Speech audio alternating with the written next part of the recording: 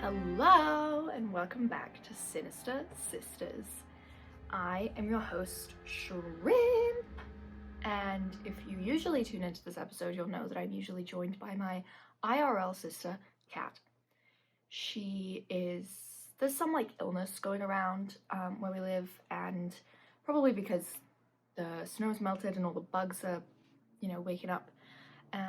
So she's out this week. She's coughing up a lung as far as I can understand, so it's just me. You'll have to deal with just me this week. We didn't have an episode last week because I was coughing up a lung.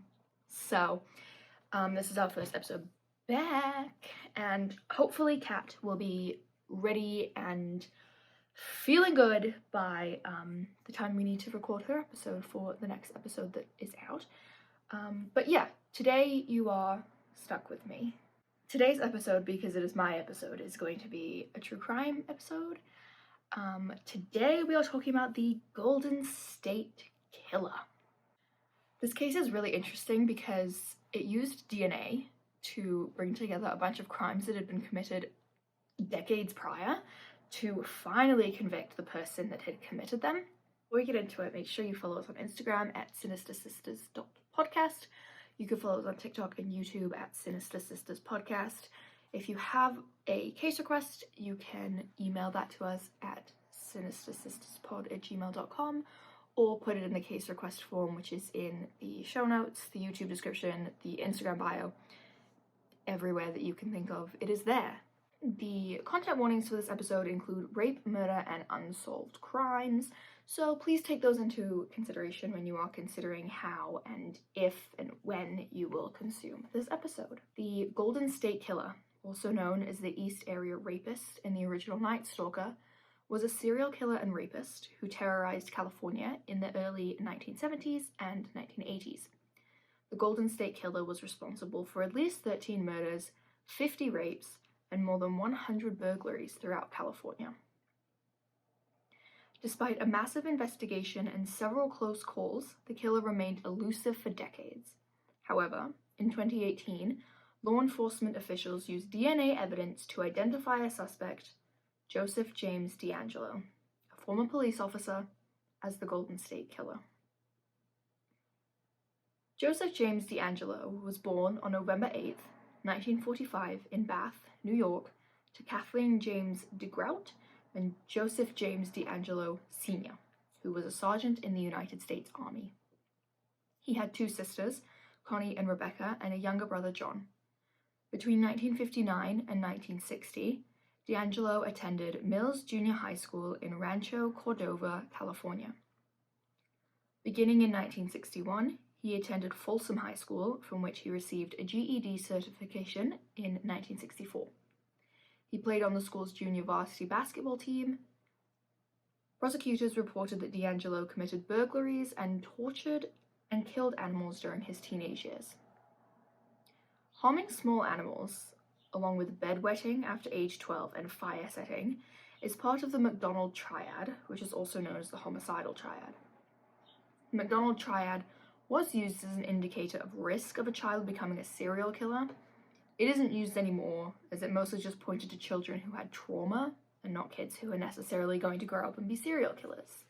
DeAngelo joined the Navy in September of 1964 and served for 22 months during the Vietnam War. Beginning in August 1968, DeAngelo attended Sierra College in Rocklin, California, and graduated with an associate degree in police science with honors. He attended Sacramento State University in 1971, where he earned a bachelor's degree in criminal justice.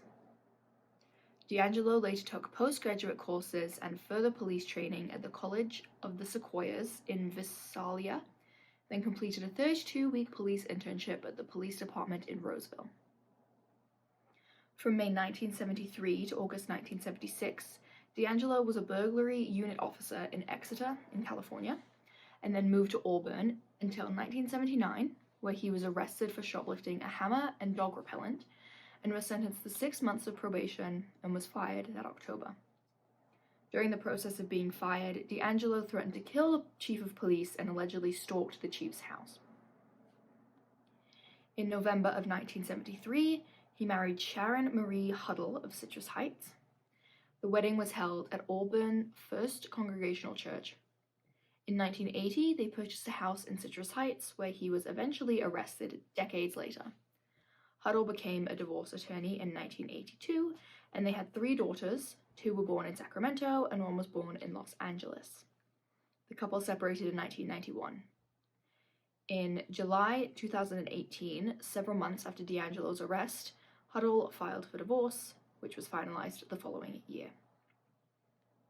DNA evidence linked DeAngelo to 8 murders in California, 50 known rapes, and hundreds of burglaries. DNA wasn't really a thing in the 1970s and 80s when DeAngelo was committing his crimes, so they weren't linked right away. So he has a few different aliases. I'm going to go through each one right now. The Visalia ransacker between 1974 and 1976. It was long suspected that the training ground of the criminal who became the East Area Rapist was Visalia. Although earlier Visalia crimes dating back as early as May 1973 and other sprees like that of the Cordova cat burglar and the Exeter ransacker, as well as Visalia burglaries, are now suspected to be linked as well. Over a period of 20 months, DeAngelo is believed to have been responsible for 1 murder and around 120 burglaries. The first recorded ransacking occurred on March 19, 1974, when a sum of $50 in coins was stolen from a piggy bank. Most of the ransacker's activities involved breaking into houses, rifling through or vandalizing the owner's possessions, scattering women's underclothes, and stealing a range of low-value items, while often ignoring banknotes and higher-valued items in plain sight. The ransacker would also often arrange or display items in the house. Items emptied include piggy banks and coin jars, and stolen items often included blue chip stamps, foreign or historic coins, and personal items such as single earrings, cufflinks, rings, or medallions, but also included 6 weapons and various types of ammunition. Multiple same-day ransackings were common as well, including 12 separate incidents on November 30th, 1974. A blue chip stamp was a loyalty program that stores offered in the 1970s. Shoppers would get one from a participating store, and once they had enough, they could redeem them for merchandise like dining tables or tableware, etc. The recession of 1980 caused the program to lose popularity.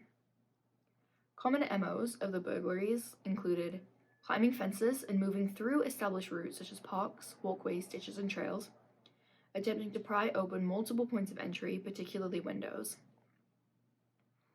leaving multiple points of escape open, especially windows, as well as the house, garage, and garden doors, moving removed window screens onto beds or into bedrooms, placing warning items such as dishes or bottles against the doors and on door handles, wearing gloves, given the absence of fingerprint evidence. On September 11, 1975, DeAngelo broke into the home of Claude Snelling, who was awoken around 2 a.m. by strange noises. Upon leaving his bedroom, Snelling ran through the back door and confronted a ski-masked intruder in his carport attempting to kidnap his daughter, who had been subdued with threats of being stabbed or shot. Snelling was then shot twice, staggered back into the house to his wife, and later died. After the shooting, the assailant fled the scene, leaving behind a stolen bicycle. The Visalia police also committed more resources to apprehending the ransacker, and a $4,000 reward, equivalent to about $19,000 in 2021, was posted. Nighttime stakeouts were set up near houses that had previously been prowled, but the ransackings continued. So this was his first murder. Around 8:30 p.m. on December 12, 1975, a masked man entered the backyard of a house at 1505 West Kaweah Avenue, near where the ransacker had been reported to frequent. When Detective William McGowan, who was on stakeout inside the garage, attempted to detain the man, the suspect shrieked, removed his mask, and feigned surrender after McGowan fired a warning shot. However, after jumping the fence to the house at 1501, he also pulled out a revolver with his left hand and fired once near McGowan's face, shattering his flashlight. Nearby officers rushed to aid McGowan, and the shooter was able to escape. Items collected as evidence included a flashlight, tennis shoe tracks, dropped loot, namely blue chip stamps and a sock full of coins. That is where the Visalia crimes stopped. Because in 1976, DeAngelo moved to the Sacramento area, where his crimes escalated from burglary to rape. His initial MO was to stalk middle-class neighborhoods at night in search of women who were alone in one-story homes, usually near a school, creek, trail, or other open space that would provide a quick escape. He was seen a number of times, but always successfully fled. On one occasion, he shot and seriously wounded a young pursuer. Most victims had seen or heard a prowler on their property before the attacks, and many had experienced break-ins. Police believed that the offender would conduct extensive reconnaissance in a targeted neighborhood, looking into windows and prowling in yards before selecting a home to attack. It was believed that he sometimes entered the homes of future victims to unlock windows, unload guns, and plant ligatures for later use. He frequently telephoned future victims, sometimes for months in advance, to learn their daily routine. Although DeAngelo originally targeted women alone in their homes or with children, he eventually preferred attacking couples. This change in modus operandi is believed to be a direct result of media reports claiming he only attacked women alone in the home. His usual method was to break in through a window or sliding glass door and awaken the sleeping occupants with a flashlight, threatening them with a handgun. Victims were subsequently bound with ligatures, which were often shoelaces, that he found or brought with him, then blindfolded and gagged them with towels that he had ripped into shreds. The female victim was usually forced to tie up her male companion before she was bound. The bindings were often so tight that the victim's hands were numb for hours after being untied. He then separated the couple, often stacking dishes on the male's back and threatening to kill everyone in the house if he heard them rattle. He would then move the female to the living room and rape her, often multiple times. DeAngelo sometimes spent hours in the home ransacking closets and drawers, eating food in the kitchen, drinking beer, raping the females again, or making additional threats. Victims sometimes thought he had left the house before he jumped from the darkness. He typically stole items, often personal objects and items of little value, but occasionally cash and firearms. He would then creep away, leaving victims uncertain of whether he had left or not. He was believed to escape on foot through a series of yards and then use a bicycle to go home, or to a car, making extensive use of parks, schoolyards, creek beds, and other open spaces that kept him off the street. Police dubbed this string of crimes to be the East Area Rapist.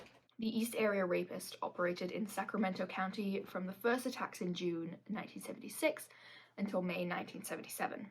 After a 3-month gap, he struck in nearby San Joaquin County in September before returning to Sacramento for all but one of the next 10 attacks. The rapist attacked 5 times during the summer of 1978 in Stanislaus and Yolo counties before disappearing again for 3 months.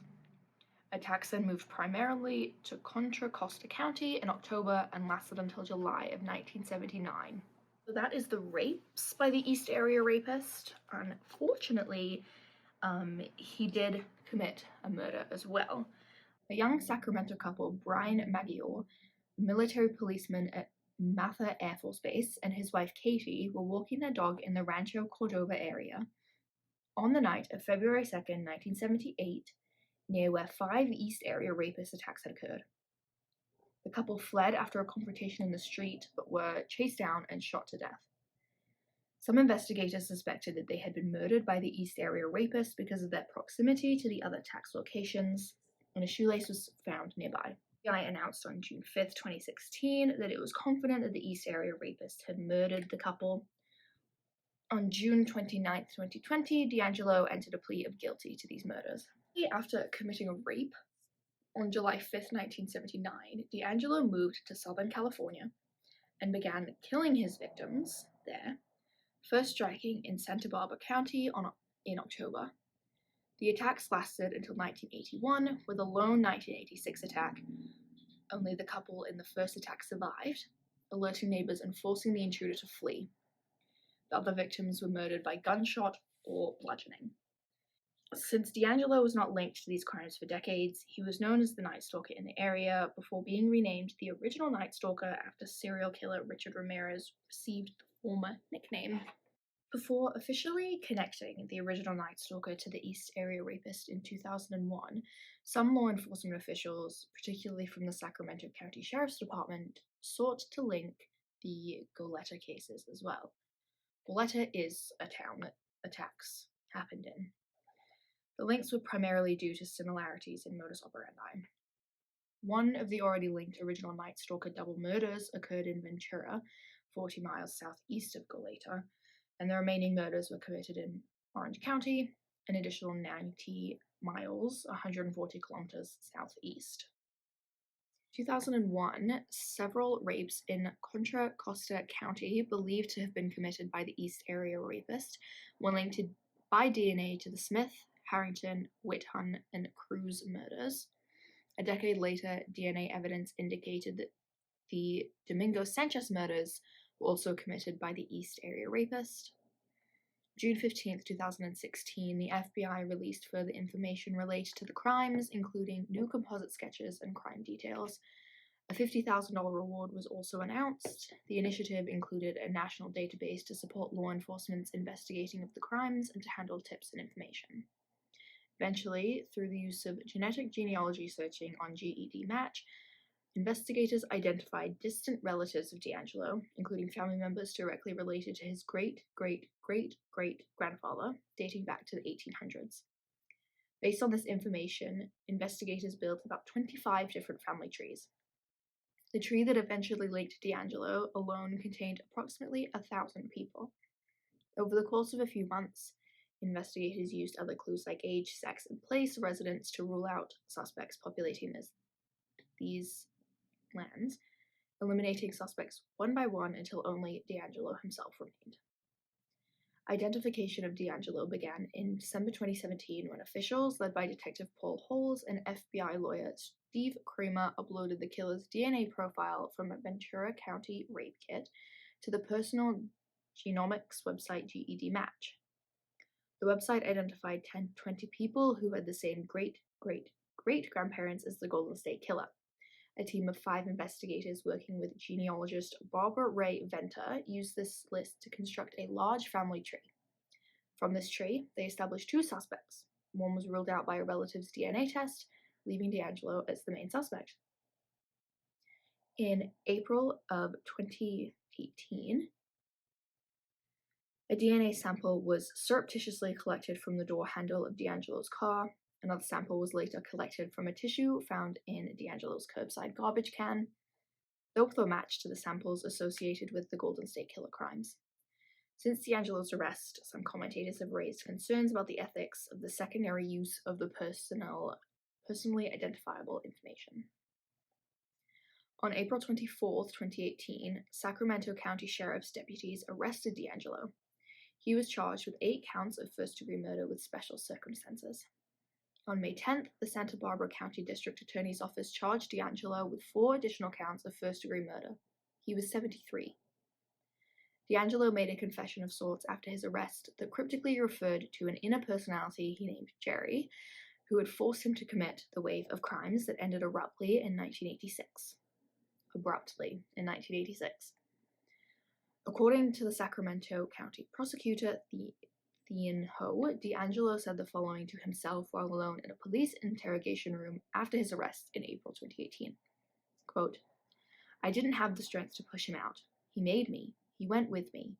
It was like in my head. I mean, he's a part of me. I didn't want to do those things.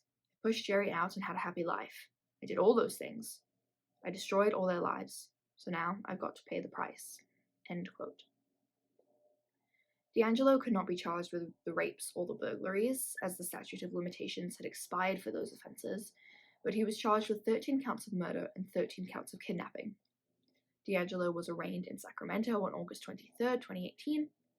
In November 2018, prosecutors from 6 involved countries collectively estimated that the case could cost taxpayers $20 million and last 10 years.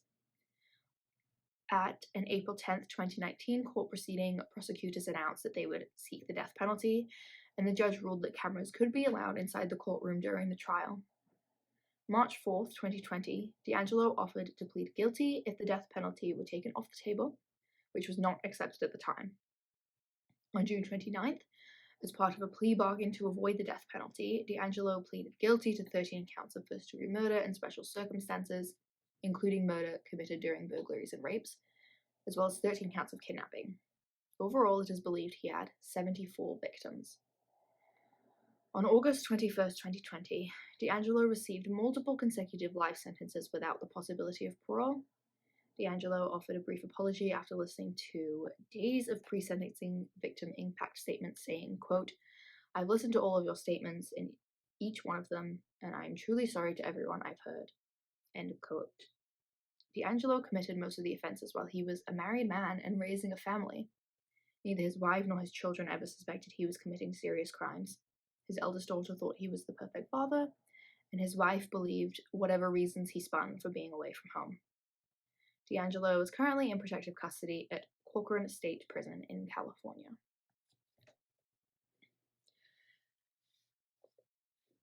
This case is so interesting to me because of the way that, like, these crimes were happening in the 70s and 80s, and it was solved in, like, my lifetime, which is cool. It's cool that they were able to keep the DNA for that long and test it for that long, and it's also really cool that someone cared enough in the police department to do all of that work after the fact. But also pretty sad that there's a lot of victims who do not get that same dedication by police officers, and we still have many unsolved crimes and missing people that, with perhaps a little more dedication, could be solved at some point. Anyways, that is the episode this week. If you want to follow us on Instagram, that is sinistersisters.podcast.